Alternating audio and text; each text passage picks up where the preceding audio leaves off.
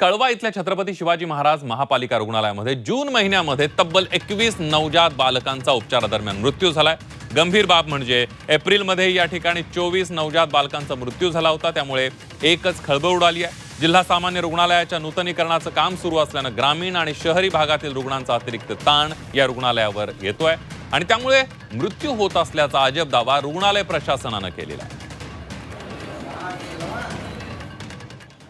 उपरोक्त महिला उशिरा इथे येतात आणि बहुतांश वेळा त्यांच्या मुलांची प्रकृतीही गंभीर असते।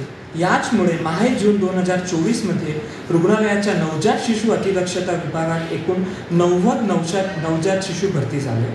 उपरोक्त शिशु गंभीर होते व त्यातील 21 शिशु मरण पावले। यातील 19 शिशु यांचे वजन मानकापेक्षा कमी होते, तसेच 15 शिशु प्रीटर्म बेबीज होते। आता यातील 6 नवजात शिशु रुग्णालयाच्या बाहेर जन्म घेतलेले होते।